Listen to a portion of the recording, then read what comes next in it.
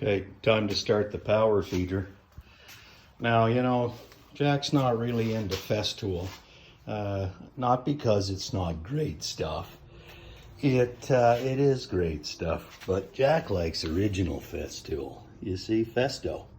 Now, these little power feeders, I shouldn't say little, but as far as the size, these are pretty compact.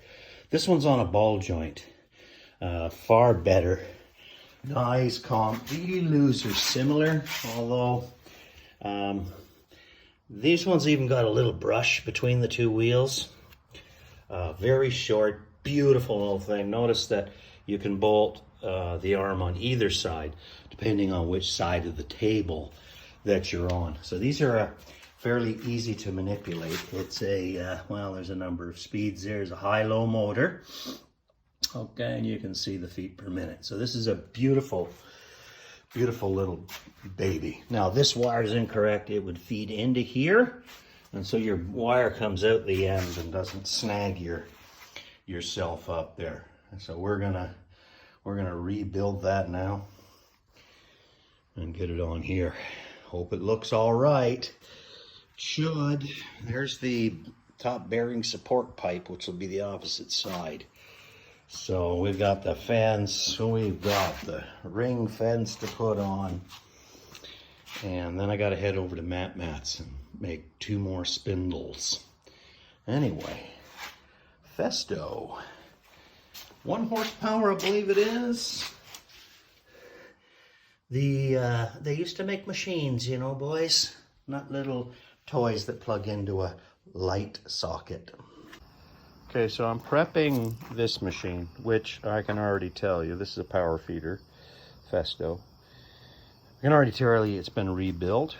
I checked the bearing pockets, they're brand new bearings. Okay, so I'm prepping it. I'm going to paint it, but not take it apart. And you know, sometimes, guys, that you don't need to have every part see the light of day. And so I'm going to tape off the machine tags. Here's a little trick, okay? You want to scrape the paint right beside the machine tag. And what that'll do is, when you peel it off, you're not going to see, well, you know, as they say at the used car lot, oh, that's not a taxi, that's just primer. Okay, so, and I've sanded all of the aluminum surfaces, so that we'll see how that, if that looks like I took it apart. A little bit of a cheat job. All right, that's the electrical that used to go to the motor, just bolted onto the side. Here's what I got now. Custom made these strain reliefs to tap into the British standard tapping stuff, and made this one so we can swing it out. Looks pretty good. Okay, so I can at least swing the motor out. Now I don't have the adjustment yet, but just running in the bearings. So here we go, push that in. Oh, is that baby smooth. I'll let that run for a while. My God, love it.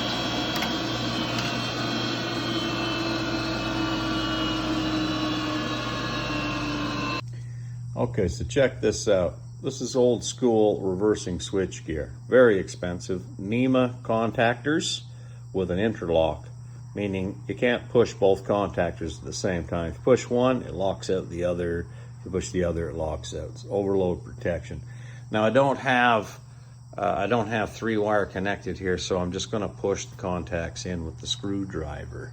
So I'm just checking to see if the motor is working. So I can push on that and get it going. And you see that changes it direction, eh? See that? Pretty cool, but how smooth is that? Lovely or what? No vibration whatsoever. Fantastic. Got to be careful working with 600 volts. Anyway, pretty happy. Okay, so we got the belt tension on, so we want to see how smooth. Well, what do we got here, Nick? A toonie standing on, and you know, most of the time you start the thing, they jerk. So Nick's gonna see if this spindle will run with. Go ahead, Nick.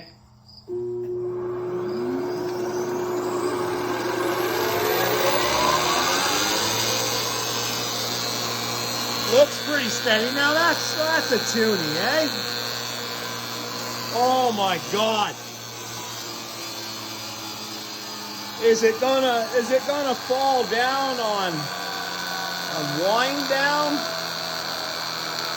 You could take a hair's breadth to knock that over, ain't it? Yeah. Blow it over, Nick. Holy frig, man! Yeah, I know. It's not a Martin. I'm just checking run out on the spindle. And let's see if I can focus it in here. Appears to be about 4/10, which is, you know, fairly decent for an old spindle, and for woodworking machines, that's very good. So I'll stick the dial now on the shaft and trim the points that the tables sit, so that I know the table's going to sit 90 to the top. If I have to use shim stock, I will. But that's pretty acceptable run out. Okay, about 4/10. Details of the wire configuration. You can see well, maybe that's a. Can you see how I made a little loop? You know, this stuff was junk. That's what it was. But I mean, that's when you hire an electrician to do your design work. So this is much better. 600 volt rated cab tar, 4-wire obviously. Now I've still got to do a number of adjustments to the tracking on the pulley. You can see that the belt is currently running a little low. This shaft has a cam, so it can actually do this, and then these posts here can of course be slid in and out to adjust the tracking of that pulley. Now we want that pulley to be running dead center, because that allows the traverse to come up and down without any problem. Working on machine badges. So unlike Wadkin, IGRANIC motor controls is what operates here. You can see the original switch plate here, eh? See it? IGRANIC, you can barely see it. Very simple. I'm going to have